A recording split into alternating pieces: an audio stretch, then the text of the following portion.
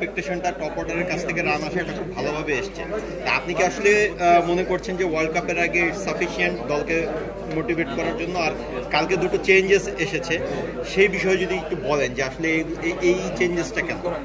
প্রথম দুটো ম্যাচ হারা কিন্তু হতাশা, এই পারফরমেন্সটা কিন্তু কেউ এক্সপেক্ট করেনি। ফার্স্ট ম্যাচটা হতে পারতো, কারণ এমন একটা জায়গায় খেলতে গিয়েছি আমরা কিন্তু 96 পরে আর ইউএসের মাটিতে খেলি।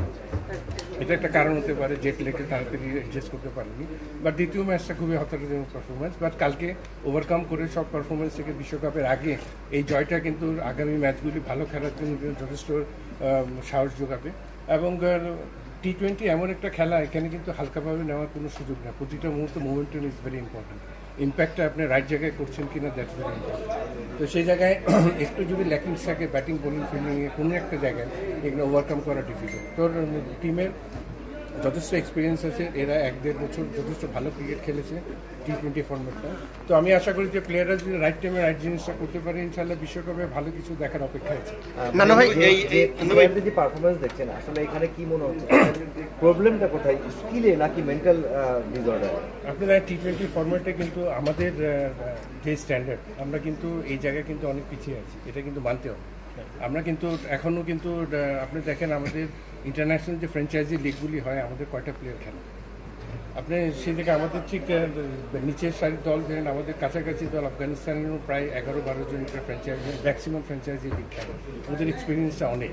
তো সেই হিসাবে আমি মনে করি যে আমরাও আস্তে আস্তে যাচ্ছি। আমাদের মুস্তাফিজ এবার আইপিএলে যথেষ্ট ভালো খেলেছে, এবং আরও যদি আমাদের 3-4টা প্লেয়ার যদি এভারেজ যদি 3টা থেকে 4টা ফ্র্যাঞ্চাইজি লিগ খেলতে পারে, এই ফর্মেটে আমরাও স্ট্রং হতে।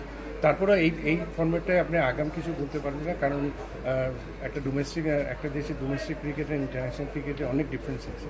তো সেই জায়গায় বিশ্বকাপ হচ্ছে এমন একটা জায়গায় আপনি দেখবেন যে এখানে অনেকগুলি ভালো ভালো দলের কিন্তু চিন্তার কারণ হতে পারে। কারণ উইকেট কন্ডিশন কেমন হয়, ড্রপ পিচে খেলা হবে, স্পোর্টিং হবে কিনা, বাউন্স কি ইভেন হবে কিনা, এগুলো সব কিছু মাথায় রেখে কিন্তু আগে হবে। তো আমি মনে করি যে আমরা একটু আগে যাওয়াতে আমাদের দলের জন্য একটু উপকৃত হয়েছে, এবং এরা যদি এই প্র্যাকটিস ম্যাচগুলি যদি ভালো মতো অ্যাডজাস্ট করে নিতে পারে, ইনশাআল্লাহ মেইন ইভেন্টের ম্যাচগুলি ভালো।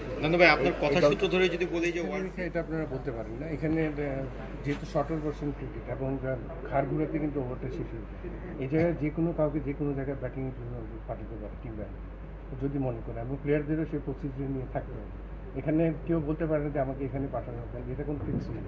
এখানে আপনাকে রাইট জিনিসটা করলে ব্যাটসম্যানে আপনাকে যখনই দিবেন তখনই আপনাকে বেস্ট পারফরমেন্সটা করতে হবে। আপনি কয়টা বল খেলেন, কয়টা রান করলেন, স্ট্রাইক রেটটা কতটুকু বাড়ালেন, দ্যাটস ইম্পর্টেন্ট। তো সুতরাং এটা নিয়ে মাথায় আমার কিছু নাই। টপ অর্ডারে যে 3 জন আছে এদেরকে দেখে শুনে ফিক্স করবে টিম ম্যানেজমেন্ট, এবং আমার মনে হয় যে টিম ম্যানেজার অনেক ভেবে চিন্তে রাইট জিনিসটাই করবে একটা বিশ্বকাপের ম্যাচ। দেশের জন্য রিপ্রেজেন্ট করতে গিয়েছে, দেশের জন্য প্রাণ খুলে খেলবে।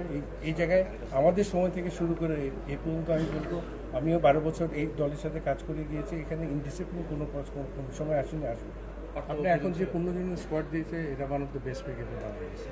তো সুতরাং এখানে কারো খাটো করে দেখার কোনো সুযোগ নেই। তো সুতরাং এটা চিন্তা আনাও ঠিক না, কারণ সিলেকশন প্যানেল এবং টিম ম্যানেজমেন্ট কিন্তু আলোচনা করেই কিন্তু বেস্ট পসিবল সাইডটা ধারা করেছে। এখন আমাদের সবারই উচিত সম্মিলিতভাবে যাতে আমাদের দেশের বেস্ট পারফরমেন্সটা আমরা বিশ্বকাপে দিই। আপনার এই দুটো দলকে নিয়ে চিন্তা করবেন না। আপনার ফার্স্ট ম্যাচ শ্রীলঙ্কা থেকে শুরু করে প্রতিটা ম্যাচই ভেরি ইম্পর্টেন্ট, আর প্রতিটা ম্যাচে আমাদের বাংলাদেশের অবশ্যই জেতার পার্সেন্টেজ আমি সবচেয়ে বেশি দেখতেছি, এবং যদি বেস্টটা যদি রাইট জিনিস রাইট টাইমে যদি করতে পারে, ইনশাআল্লাহ আপনি ফার্স্ট ম্যাচ থেকে আমরা ভালো কিছু দেখব। এই মুহূর্তে আপনাকে বলাটা ঠিক ডিফিকাল্ট এই মুহূর্তে এখানে দাঁড়িয়ে, কারণ যে দুটো ভেন্যুতে আমরা খেলবো ওখানে কিন্তু আমরা এখনো পারা রাখি।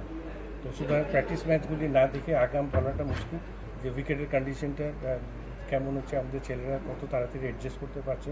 আপনার এটাও মাথায় রাখতে হবে, আপনি যেখানে ড্যালাসে ফার্স্ট ম্যাচ খেলবেন, তারপর ম্যাচটা নিউ ইয়র্কে খেলবেন, ওয়েদার কন্ডিশন কিন্তু অনেক ডিফারেন্স, এবং সব কিছু মিলে কিন্তু এখন 24 আওয়ার্সের মধ্যে ওখানে টাইমিংও কিন্তু এক না, হচ্ছে জেট লেগেরও ব্যাপার আছে, অ্যাডজাস্টমেন্টের ব্যাপার আছে। তো এখানে প্র্যাকটিস ম্যাচগুলি যাওয়ার পরে আপনি বুঝতে পারবেন টিমের ভারসাম্যটা, তখনই আপনি এক্সপেকটেশনটা এখানে দাঁড়িয়ে বলতে পারেন আমি এখন দেখতে চাই বাংলাদেশ কেমন খেলছে।